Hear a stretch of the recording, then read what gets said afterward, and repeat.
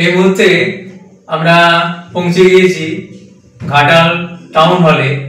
এখানে সঙ্গীত প্রভা সঙ্গীত শিক্ষা বিদ্যালয়ে উচ্চাঙ্গ সঙ্গীতের আসর চলেছে। তো আমরা এই সঙ্গীত প্রভার সঙ্গীত শিক্ষক প্রিয়ব্রত ঘাটিকে পেয়েছি। ঘাটিবাবুর কাছ থেকে আজকের এই উচ্চাঙ্গ সঙ্গীত প্রসঙ্গে আমরা জেনে নেব। উচ্চাঙ্গ সঙ্গীত কি? উচ্চাঙ্গ সঙ্গীত হচ্ছে সঙ্গীতের ভিত বা সঙ্গীতের আজকে যা সঙ্গীত আমরা শিখছি, শুনছি, এবং অনুভব করছি, উপভোগ করছি, সমস্ত কিছু কিন্তু এসছে উচ্চাঙ্গ সঙ্গীত থেকে।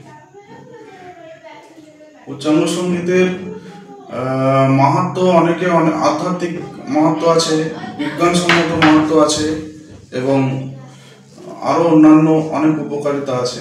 তো উচ্চাঙ্গ সঙ্গীত অবশ্যই শিক্ষণীয় একটা সঙ্গীত শিক্ষার্থীর জন্য, না হলে সে তার ভিত কিন্তু নড়বড়ে রয়ে যাবে। তো এই উচ্চাঙ্গ সঙ্গীত যাতে ঘাটালের শিক্ষার্থীরা বেশি পরিমাণে শেখে, আগ্রহ পায়, আর আগ্রহ দেখায় উচ্চাঙ্গ সঙ্গীতের প্রতি, সেই জন্য আমার এই ক্ষুদ্র প্রচেষ্টা আজকের এই 3 বছর চলছে। উচ্চাঙ্গ সঙ্গীত কেমন ছাত্রছাত্রী আপনার কাছে শিক্ষা নিচ্ছে?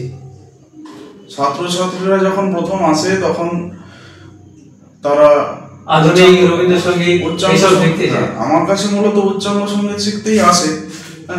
তো আধুনিক বেশিরভাগই তারা গায় আধুনিক বা রবীন্দ্রসঙ্গীত, নজরুলগীতি বা হিন্দি গান, কিন্তু উচ্চাঙ্গ সঙ্গীতের ক্ষেত্রে তাদের একটা স্বাভাবিক গীতি থাকে। কারণ ওই যে প্রচুর মুখস্থ করতে হয় এরকম একটা ব্যাপার আমাদের ধারণার মধ্যে ঢুকিয়ে দেওয়া হয়েছে, কিন্তু উচ্চাঙ্গ সঙ্গীত এমন একটা জিনিস, ইনস্ট্যান্ট ক্রিয়েশন, স্টেজে বসে ইনস্ট্যান্ট ক্রিয়েট করতে হয় উচ্চাঙ্গ সঙ্গীত।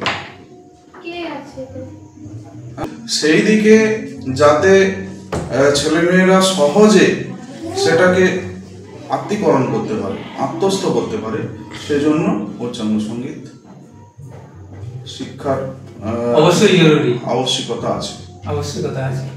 তো আপনি কার কাছে সঙ্গীত শিক্ষা শুরু করেছেন?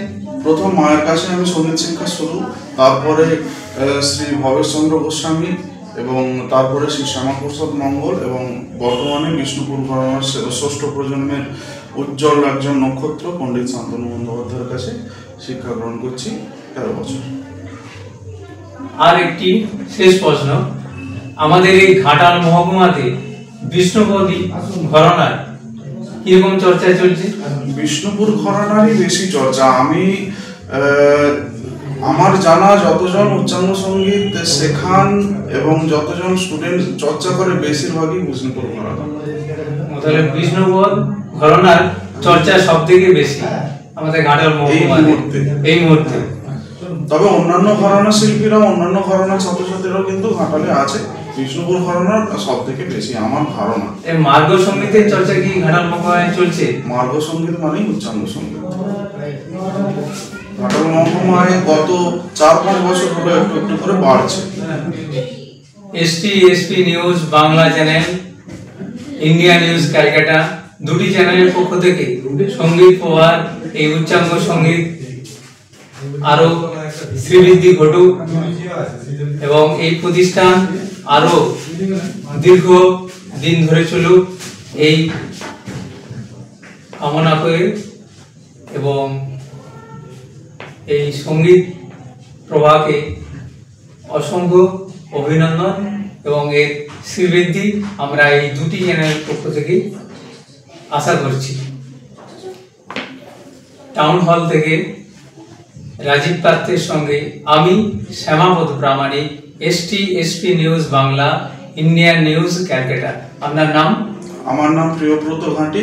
আমার সঙ্গীত প্রতিষ্ঠানের নাম সঙ্গীত প্রভা, পরম্পরা বিষ্ণুপুর এর আন্ডারে সঙ্গীত প্রভা।